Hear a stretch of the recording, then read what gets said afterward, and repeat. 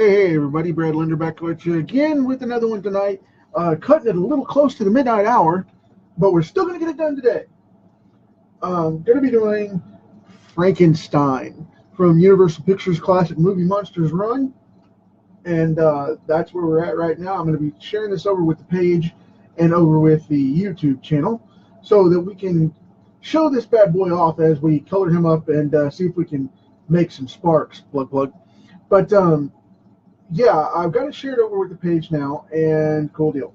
I'm going to go in with a little bit of a variation on this one. So we're going to see about getting some of the classic grays and stuff set in as far as the suit and the background go. But then I've got a little bit of highlight stuff that I'm going to be doing throughout as well. So we're going to have this kind of green skin going on, as he was intended to have. And I'm just picking which one I want to start with here. Yeah, this is the way we want to go. I'm going to start right in on his skin here, and I'm going to give him this base coat of kind of a classic, dead skin look that you would expect, that dark olive color for, tainted skin of Frankenstein. And I wanted to give him this really classic obscure look, so I thought this would work really well for this one. And bleed that in just a little bit. There we go. Cool. We'll pull some of that graphite out of the hair to make it have that shadowed edge without actually having it. So we've got that going on. Now I'm going to get this colored out real quick right up in here. And this is going to highlight really well because I left graphite in certain places to add smudges to the skin on purpose as part of the technique. I did that on purpose. Now you'll see me pull it out and it'll get a little gray tone to it right in those spots. And I'm doing that to add texture without pulling out too much of the actual ink or graphite from the picture. I just didn't erase it quite as well in places so that it would pull that out and help me out with this. So when you see that under the eyes, under the nose, that kind of thing, it's part of the effect. Like right here at the top of the ear, you can see where I left that piece of the little speck of graphite in there to shadow it and make those obscurities to the skin. And that's what I wanted. I wanted to see it's already starting to look like that wash right there. I want that to be there on purpose. So I'm pulling that down into the skin and using that to my advantage because it won't hurt the Copics because they will wash out. The more I use them with the graphite, they'll wash that off. But I want to see, I'm pulling it up into that neck right there. And I left it there a little bit to pull that out. So that's a technique that you guys can use with your Copics to make skin textures and shading without having to use stuff. But don't do it a lot though, because you'll taint your marker over time as the excuse me, the tip gets some wear. So no, it won't ruin the tips as long as you don't saturate it with it. I mean, you can't go over straight pencils with that because if you do, it'll choke it out and it'll smudge into it. But catching it just once in a while, they're very forgiving, like catching another color. They'll forgive that because over time, as more fluid goes through the brush tip, it'll wash it off. So you really don't have to worry about that too much. And for those that can't see on the YouTube channel, for the Facebook comments, Johnny just asked about it ruining the tip. As long as you don't saturate it and go straight over like raw pencils, and just do it once in a while, I've found that it works really well with that, and it doesn't damage them at all, as far as I can tell. So, I mean, if they were that drastically abused as you went along, even if you touch the ink, every time you touch the ink, they would pick it up and they would suck it up, and you would be in a mess. So, I mean, that's proof right there that they'll wash off eventually. Because I catch ink on mine all the time, and they'll get a funky little mark on the brush tip, but over time it just wears right off. So I don't even bother with that, as long as, I mean, like I said, as long as you don't go over like overkill and do it on purpose, like a page full of pencils or something, and or or fresh inks that aren't dry. If you do that, you might damage the nib. But catching it once in a while is not going to hurt it. And in this case, like I said, it gives that effect. So I erased it lightly and just left little pieces here and there, and it caught it and it ran with it really well. So I don't see that being a problem. I mean, take that with a grain of salt though, and do it at your own risk, because don't come crying to me later that you messed up your Copics, because it's to each individual user, okay? And I mean, I'm not doing a liability waiver or anything like that here by saying that. What I'm saying is do it at your own risk, because I know what I'm doing with the technique and I like it and I trust myself with it. If you don't risk your $5 or $6 marker with that, okay? Just don't waste it. It's not worth it. But if you get used to it and you do try, and you have heavy pencils that you don't quite erase quite well enough, you don't really have to worry about it, because you can use them as shadow techniques. So shadow blenders. So don't worry about it. But these markers are very forgiving, like I said. So it's not going to ruin it, I don't think, if you come across it. But I wouldn't deliberately go risking the marker if you're not comfortable with it. You know what I mean? That's what I'm going to give as kind of a catch-22 there for your own risk and setup. So now I've got this going in, and I want to do these irises kind of funky and give him that rich zombie look. And I'm going to go in with a super rich green here to make them almost look like they're glowing. And there's a purpose for doing that, because I want the eyes to look really, really bright. And if you guys see the dark stains on my hands, it's because I changed my truck battery today and a couple of cables and stuff. And my hands got stained. I got asked about that a little bit ago. Yeah, it's just because my hands got stained because of my truck. But I like to work on my vehicle. What can I say? But anyway, going to go in with this hair here and knock this out with a light gray, because it's at the top where the most light's going to hit him. And I want that to kind of reflect that and have that lifeless, dead, stale look that human hair gets, that really dull, unkept kind of thing going on. And then right in here, I want to catch his little spark plugs, the bolts from his neck, the conductor bolts from his neck right there, with a super light gray as well, so they look like metal. Hey, Jim, glad you made it, man. See you popping on there, buddy.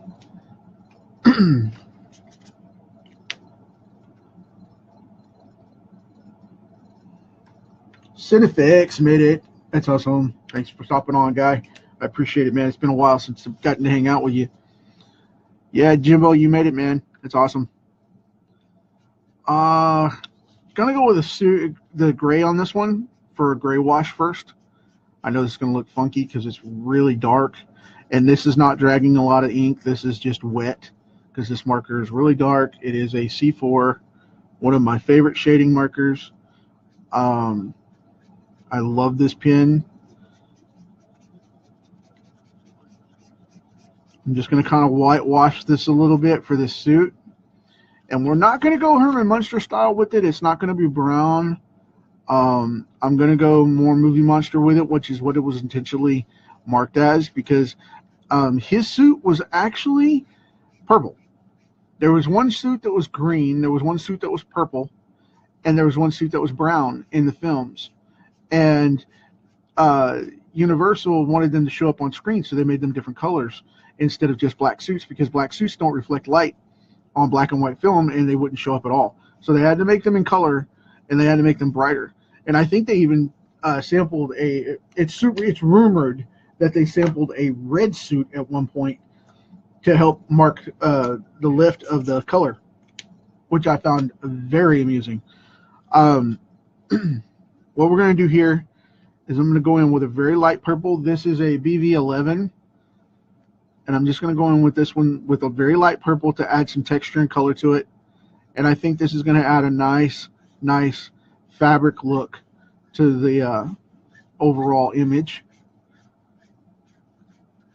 And I'm going to keep pasting it on this side here because this is giving me a really nice texture. Go with my shadow lines. Now, as you can tell, it's giving that, because it's purple, it's giving that that reddish hue to it. So it's getting that red and that blue kind of hue pulled out of it. So it looks like old silver film. So, you know, it's looking like the old black and white film that it was originally made on. And that's why they used the color suit, so it would get that shading and that gradation and pull that out. So you have a really classic look on that. Now, here we go with this one. I'm going to go in a little bit different. I'm going to pull up a darker marker here. I'm going with an N5. This is a neutral 5. That's what the N means. And I'm going to shade this out just a little bit to kind of build up this interior.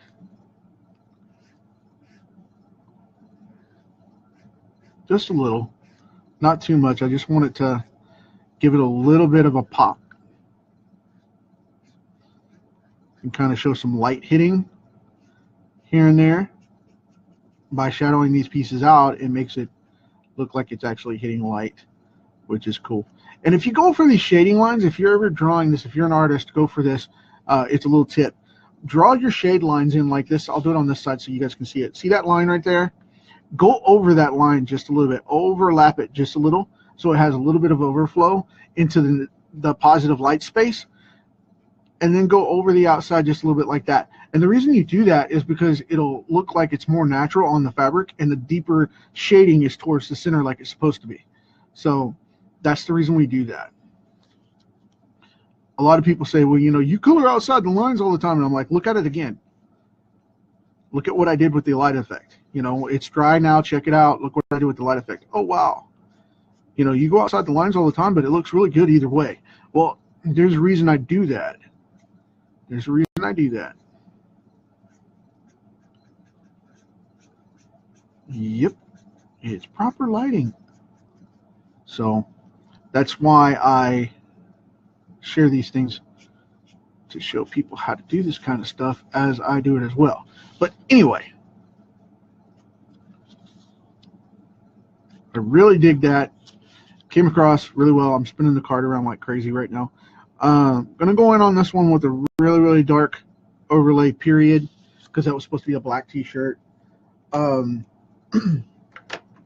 We've got that going on. Now that he's set just a little bit, I'm gonna go back in with this green just in select areas because I don't want it to look cartoony. I'm gonna brighten it up in the heavy shadow areas to give that rich dark green like that. And I'm going to catch those eyebrows. And then I'm going to go up and catch that hair with that gray setting on it.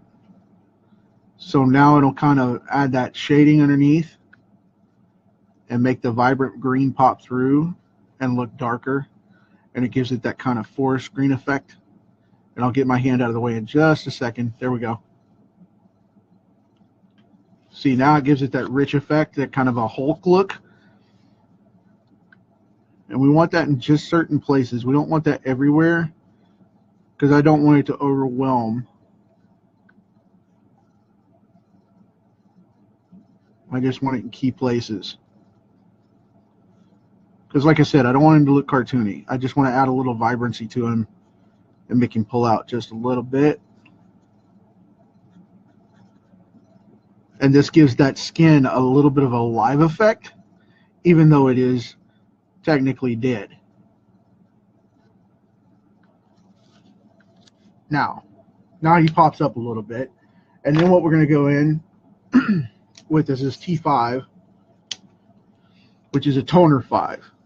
And I'm going to go up on the high ends of these shadowed areas and pull them out right in the peak, right in where it's supposed to be the darkest point.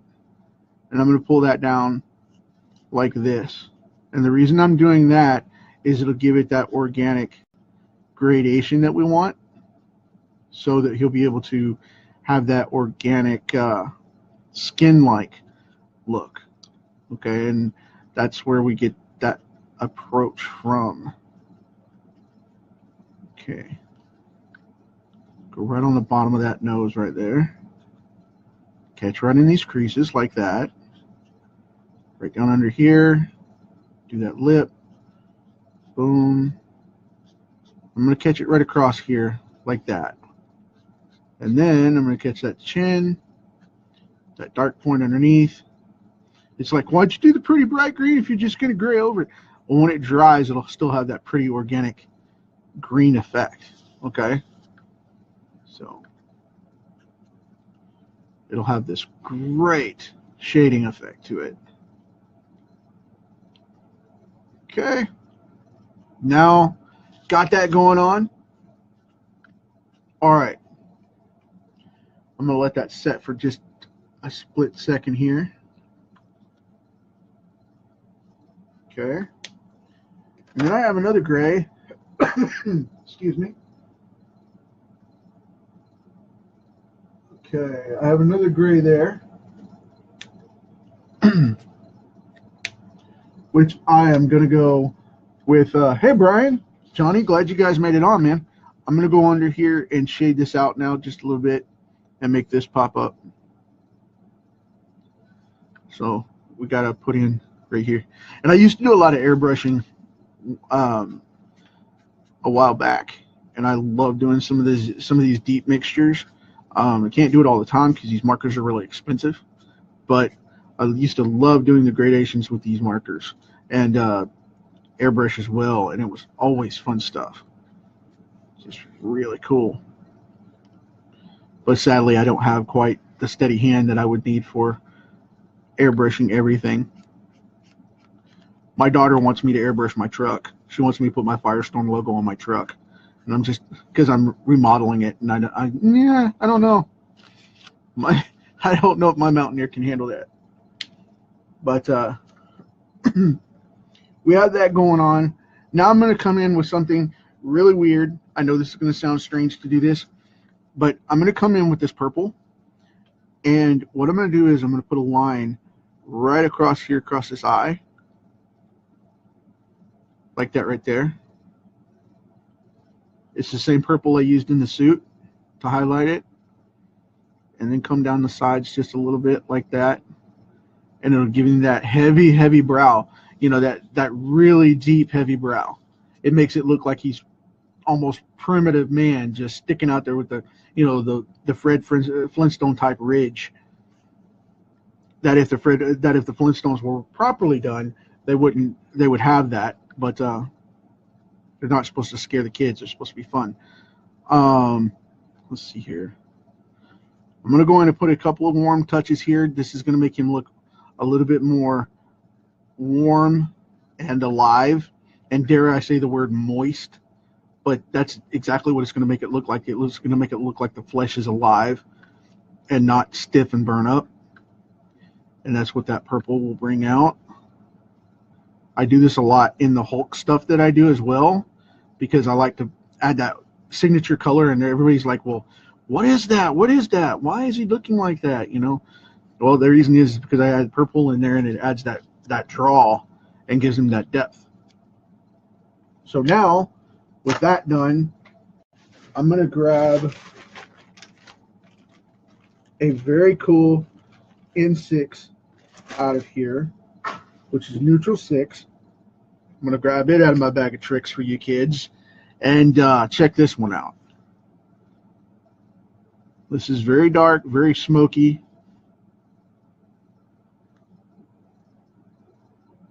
And I don't want to go with a true black. I want it to look like a Silver Age monster movie kind of feel. So that's why I'm going with this very dark, smoky kind of gray here.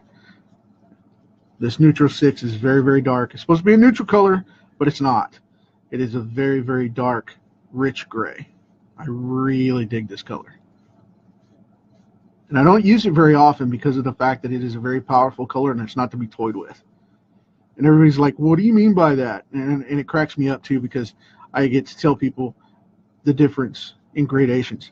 Because toner is a flat color, okay? It looks like it's exactly what it is. It's a toner, it's a flat color.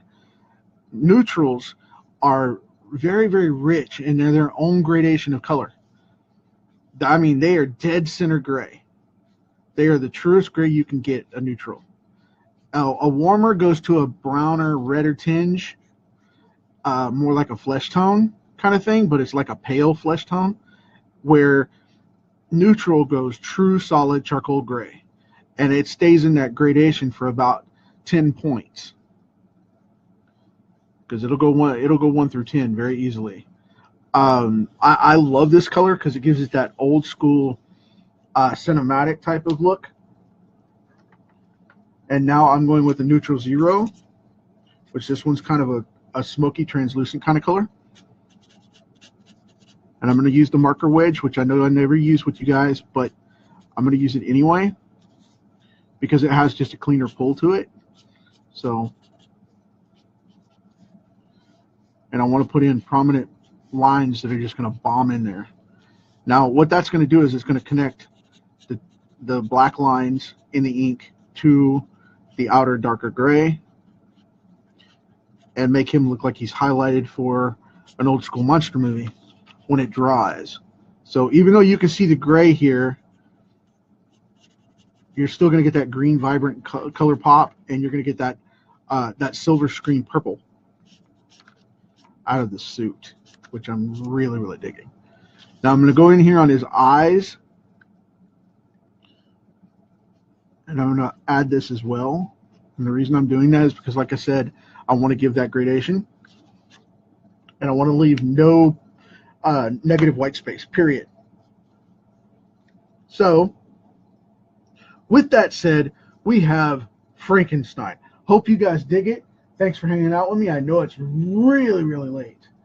And I'm going to be knocking this one out right now.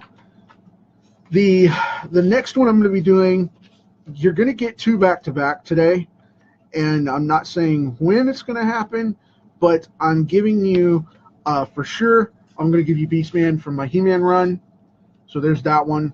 I'm going to be knocking that one out of the park today. And I'm also going to be doing Gravity Girl from the Galaxy Trio. So we're going to have 2 back-to-back today. The reason I want to do that is because I want to catch up. I'm going to start doing a couple probably for the next few days, because I want to try and catch up the leverage here and start getting some more of these done, because when the website goes back up today, I want to make sure that you guys, oh, I knocked over a bottle. Sorry, my water bottle.